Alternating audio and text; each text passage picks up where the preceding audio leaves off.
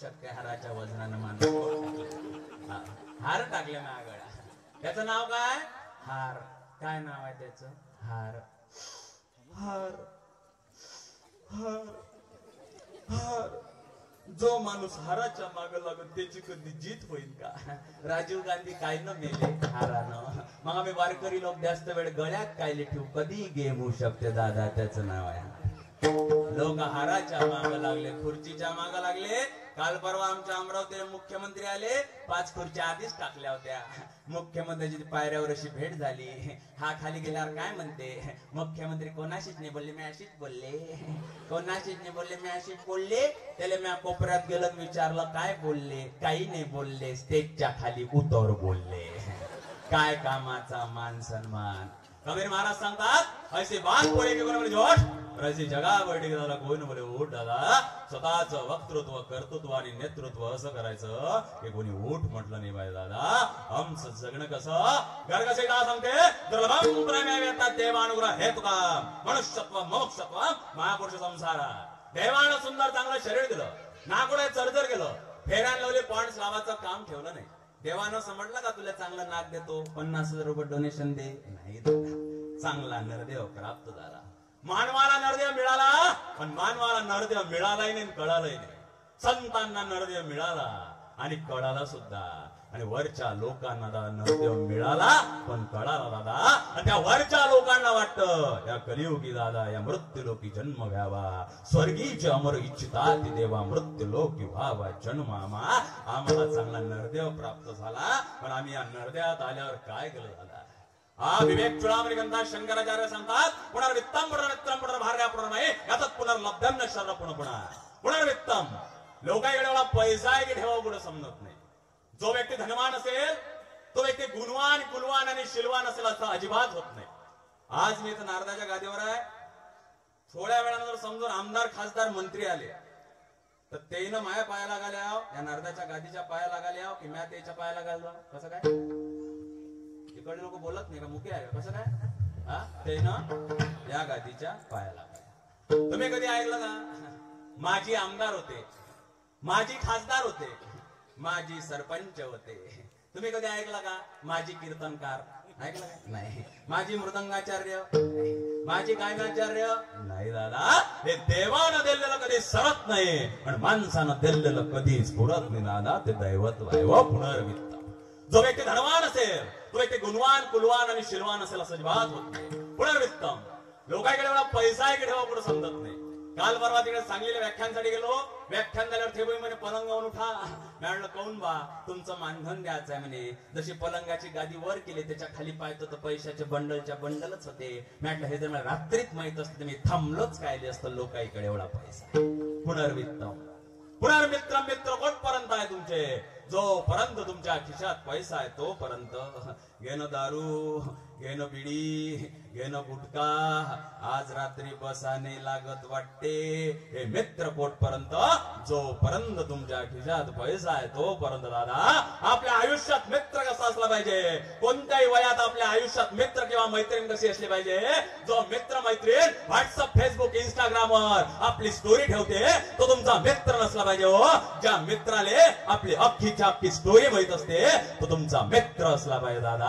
आणि आयुष्यात एक तरी असा दलिंदर मित्र असला पाहिजे. त्या दलिंदर मित्रानं आपण किती टेन्शन मध्ये असो त्या दलिंदर मित्रानं म्हटलं पाहिजे चल का लोड नको घेऊ चहा प्याले. जो म्हणणार आयुष्यात एक तरी दलिंदर मित्र असला पाहिजे दादा. तुमचे संगत कोणासोबत आहे हे फार महत्वाचं आहे हो. तुम्ही राजाची संगत करा. राजा एक दिवस तुम्हाला नौकर बनवल्याशिवाय राहणार नाही. तुम्ही चोराची संगत करा. चोर एक दिवस तुम्हाला जैलात नेल्याशिवाय राहणार नाही. तुम्ही संतांची संगत करा हो. संत एक दिवस त्या दैवाचं दैवी स्वरूप दाखवल्याशिवाय राहणार दादा. आपली संगत कोणासोबत आहे हे फार महत्वाचं आहे हो. पुनर्वित्तम पुनर्मित्रम पुनर्भार्या. भार्या म्हणजे काय होते? काय होते? पुरुष वर्ग हा पत्नी. तुमचं सांगत असेल ना केळीचं पान टूर टूर फाटे. ते गेले कीर्तनाले मले बरोबर वाटे. आजकाल तर नवीन निघालाय येवल्या येवल्या सस्याचे येवले येवले पाय. आमचे दिसत नाही भाजपात गेले की काय. पुनर्वित्तम पुनर्मित्रम पुनर्भार्या. एका माणसाने दोन बायका करता येत नाही. शास्त्राचं बंधन आहे, सरकारचं बंधन आहे. पण एका पाटलाले का दोन बायका, एक होती आवडती आणि दुसरी होती ना आवडती. आवडती 2022चा मॉडेल, त्याच्याकडे फ्रीज, मिक्सर, पुरणयंत्र. नावडती होती 1932चं मॉडेल, तिचे स्पेअर पार्टच भेटे ना. तिच्याकडे होता उरोटा पाटा, डडंग डंग डंग डंग डंग. आणि बायाचा भारीत भारी सण आला. कोणता सण आला काकू बायाचा? संक्रांत. या वर्षी सगळ्या सुनाईनं सासवाईचे पाय धुतले म्हणते. मग एका घराचे दोन घर झाले कसे पाहिलं पाहिजे. बायाचा भारीत भारी सण तीळ संक्रांताला. पाटील बा म्हणते करा स्वयंपाक. वरची पाटली लागली, खालची पाटली लागली. 2 तास झाले. पाटील बा म्हणते झालाच नाही का स्वयंपाक? वरची पाटली म्हणते स्वयंपाक झाला. पाटील बा 2 पायरा का वर चढत नाही. खालच्या पाटलीने वाटलं गिराईक चाललं वाटते. खालच्या पाटलीनं बुवाचे दोन्ही पाय पकडले. वरच्या पाटलीने वाटलं गिराईक खाली चाललं वाटते. वरच्या पाटलीनं बुवाची शेंडी पकडली. थोड्या वेळानं पाहते तर काय खाली खालची पाटलीन मधात पाटील बान वरून वरची पाटली. 2 मिनिटांना एक बुडी जाते. पाटील बा तुम्हाला पंचांगलय समजते, सांगा ना तीळ संक्रांत कायच्यावर? पाटील बाबा दिसत नाही काय कायच्यावर आहे तर पुनर्वित्तम पुनर्मित्रम पुनर्भार्या पुनर्मय यातात पुनर्लभ्यम नश्वर पुनर्पडा. देवानं सुंदर चांगलं शरीर त्याला नाकुडाय चरचर केलं, फेरांवले पॉइंट्स लावायचं काम केलं नाही. आणि या जगतामध्ये आल्यावर तुम्ही काय केलं दादा? तुम्ही किती जगता हे फार महत्वाचं नाही आहे. तुम्ही ते किती दिवस कसे जगता हे फार महत्वाचं आहे. तुम्ही ते लोकांना जीव घालता हे फार महत्वाचं नाही आहे. तुम्ही त्या लोकांना कसं जीव घालता हे फार महत्वाचं आहे. तुमच्याकडे पैसा किती आहे हे फार महत्वाचं नाही आहे. तुमचा पैसा कोणत्या मार्गाने आला हे फार महत्वाचं आहे. तुम्हाला लेकर किती आहे हे फार महत्वाचं नाही आहे. तुमचे लेकर किती न्याय नीती आचरणात चालतात हे फार महत्वाचं आहे. आजपर्यंत किती कीर्तन ऐकता हे फार महत्वाचं नाही आहे. त्या कीर्तनातून किती घरी घेऊन जाता हे फार महत्वाचं आहे. आणि आजपर्यंत किती कीर्तन करता हे फार महत्वाचं नाही हो. त्या कीर्तनातून किती परिवर्तन होते हे फार महत्वाचं आहे. आणि तुमच्या कुटुंबासाठी कमावता, त्या घरच्यांसाठी कमावता. हेच घरवाले हेच कुटुंबवाले जेव्हा तुमचा मरणाचा प्रसंग येतो तेव्हा हे म्हणतात की आता हा कमावणारा मेला पाहिजे. तेव्हा तुम्ही देवासाठी, देशासाठी आणि धर्मासाठी जगा हो. या समाजाला वाटेल की दादा तुम्ही जगलं पाहिजे दादा. आणि ते जगण्याची सुखाची परिभाषा कोणाच्या शब्दात? आमच्या ज्ञानोबा माऊलींच्या शब्दात, अवघाचे संसार सुखाचा करिणा.